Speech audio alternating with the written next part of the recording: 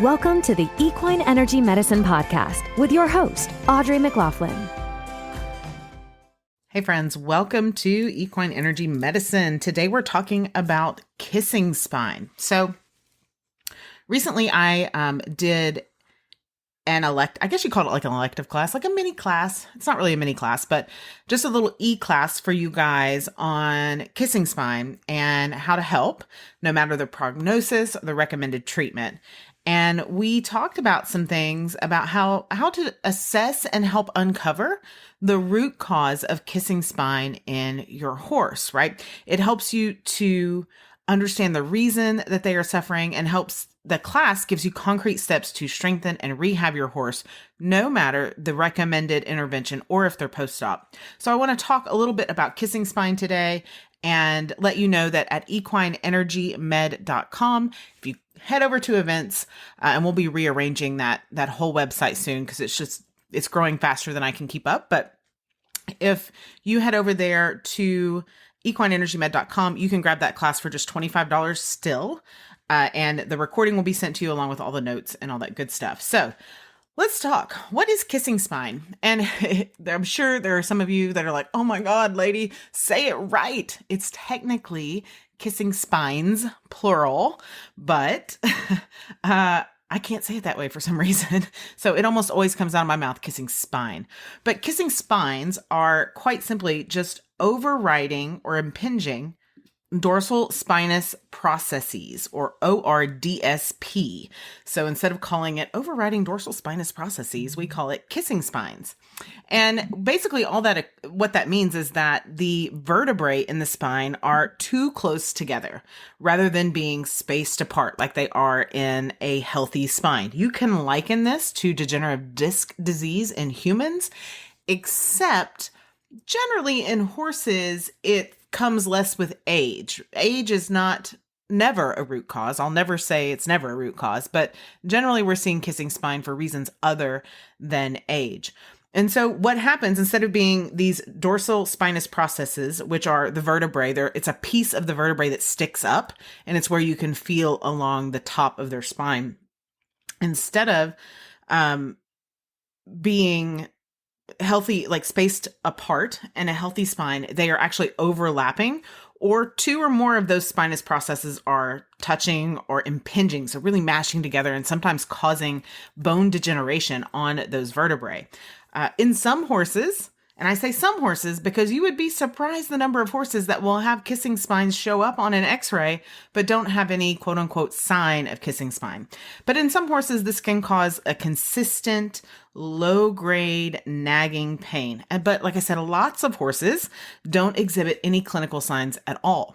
Now, there has been some research in recent years that shows that the horses that don't show signs of kissing spine, it could be that it doesn't hurt, but more often than not, we find that the ability for them to express themselves has actually been trained out of them. So what I mean by that is they're not necessarily a shutdown horse, but they have learned that showing their emotions, showing that they are in pain, and you have to realize the way horses show that they're in pain is what we would traditionally conventionally consider acting out. That usually means punishment, pressure of some sort for them. And so oftentimes, especially if it's low grade, the horse will not exhibit any clinical signs, any outward clinical signs at all. So really in the class, what I wanted to do with the class was give you guys holistic management options. And what I mean by that, I'm in no way telling you not to do what your vet says or listen to what your vet says. What I am suggesting is if your horse is exhibiting clinical signs of kissing spine and you've had a diagnosis of kissing spines, and then the recommended treatment options are generally surgery, sometimes rehab, but most often it's going to be steroid injections or surgery. We know that steroid injections over time, so repeated steroid injections, does nothing but degrade the bone and cause a whole other host of problems. So it's a temporary win, a Band-Aid, if you will. What a lot of people don't know is often surgery is a temporary Band-Aid as well, because you're not addressing the root cause. So sure, you can get those dorsal spinous processes not touching each other, but you will have continued collapse and continued lameness issues in the horse in other ways. So in short, my goal is to give you root causes to address. And what I find most people do, or it seems like most of the people that took the class based on the questions that I asked them, and then most of the people that ask me questions about kissing spines, they have gone to the vet, they are on the schedule for surgery, or they've been told we're just going to have to keep injecting this thing every 3 to 6 months. Or it's some combination of those things. And they're like, what can I do now? And so I've helped numerous people change the course of treatment that their horse needed. And so what that means is that we address the root cause and then go from the root cause to just until surgery. Start working on rehabbing that root cause and then seeing if we've made any progression or all the progression and actually don't require surgery any longer. And so that's kind of my goal, is to show you that there are options. And even if you've already had kissing spine surgery on your horse, or you've already had a series of injections, meaning injections more than once, then you can still do these exercises. You can still apply this root cause method of looking at your horse, assessing what is wrong. And I go through all of the details of this. It's too much for a podcast episode, but I go through all the details of this in the workshop to determine what you need to do from here forward.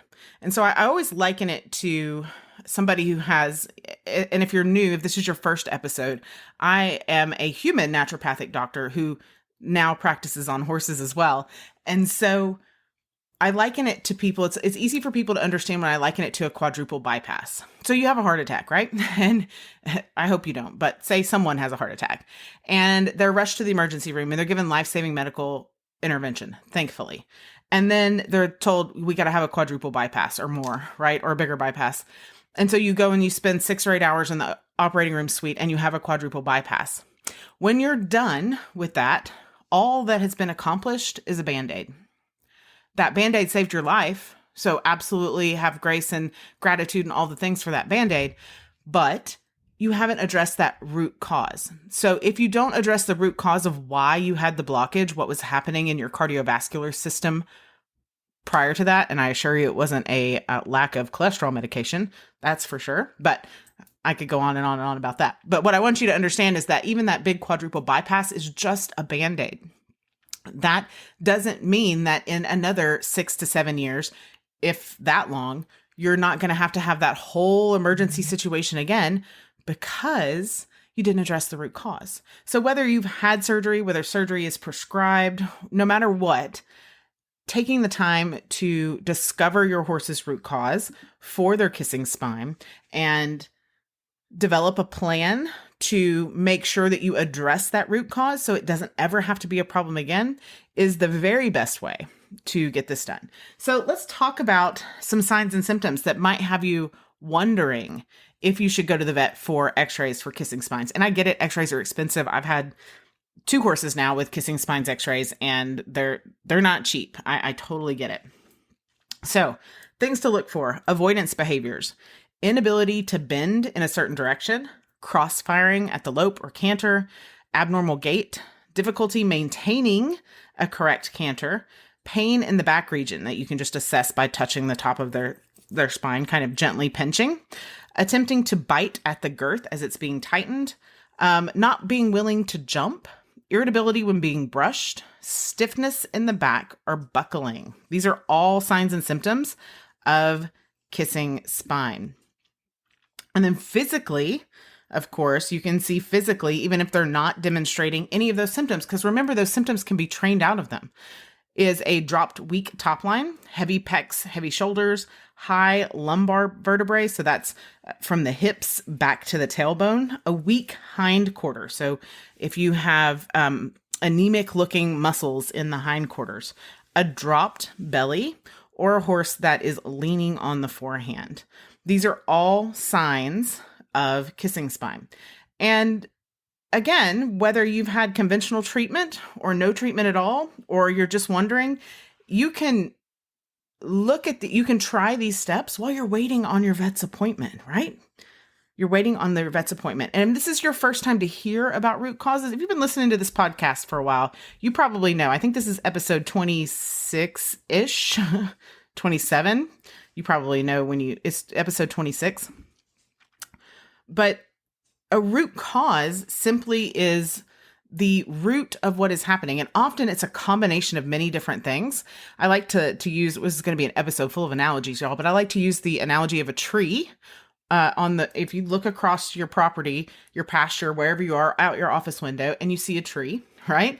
The outward expression of that tree, whether it's healthy, whether its limbs are nice and strong, whether its limbs are crooked and the bark is diseased, whether the leaves are bright and green and it's got fruit or foliage or flowers or all three, whether it's brown, dead leaves or no leaves, everything you see above the ground is the result of the roots, right? And it's not one root. There's not one root under a tree. If you've ever seen the tree roots on top of the ground or watched a tree being planted, no, it's tons of roots. Tons of roots lead to the outward expression of what you see. And so it's the same thing with kissing spine. It's a little bit narrower on some of these physical things. There might be fewer roots than if we're talking about something like EPM, which we'll be talking about in future episodes. But what I want you to know is that you can make a big difference. Generally, what I see as a root cause for kissing spine is inflammation, right? Inflammation plus, and really it could be plus or, but inflammation plus or poor saddle fit, started too young, genetic predisposition. Now, genetic predisposition you have to be careful with because just like in humans, in horses, genes load the gun and everything they're exposed to beyond their genetic makeup, so lifestyle, nutrition, job, all of those things, is what pulls the trigger and determines whether or not those genetic predispositions actually come to fruition. Trauma, training and activities, toxin overload is a big one for kissing spines. Those are all issues. Trapped emotions. So go back and listen to episode 010. It's probably my most popular episode ever on trapped emotions and reaching that. Other root causes include like imbalanced governing meridian, imbalanced conception meridian. So if we're looking at the energetic meridians in the body, and then of course, a collapsed thoracic sling, all at which really a collapsed thoracic sling is a symptom, but you have to rehab that in order to heal kissing spines. But that the collapsed thoracic sling has a root cause in all of those other things that we talked about. So I'll leave you with this. Regardless of whether you decide to jump in and grab that kissing spine workshop for $25 or not, that's a-okay with me. I want you to do two things for me and for your horse and for you, right? No matter what they tell you the rehab is for your horse, whether you're post-op or pre-op, do not, please do not do daily belly lifts or daily butt tucks and avoid hill work. Those are the three most common things that I hear people recommend for horses with kissing spine. And I mean natural practitioners, chiropractors, osteopaths, and veterinarians alike. They generally prescribe belly lifts, butt tucks, and hill works to try to activate that core. And it just doesn't work. It's like trying to do deadlift without your core activated, okay? It's going to irritate it and it's going to make things worse. Now, if you're doing a body work session, like a 1 time a month body work session, you can include a belly lift, a butt tuck, but avoid hill work at all costs, okay? Now, I hope that helps somebody out there at least get pointed in the right direction for helping with kissing spine. Remember that it's not just what you see on film. It's not just what you see on the x-ray, that everything in that horse's body is connected, and horses are master compensators. And so if you are looking at something on the top end of the horse, like their spine, then you have to look below that, head to tail, ground to spine, ground to pole, in order to see a complete picture of what those root causes could be. As always, thank you so much for listening, and I'll see you next week. Thanks for listening to the Equine Energy Medicine Podcast. Ratings and reviews are always appreciated. We'll catch you in the next episode.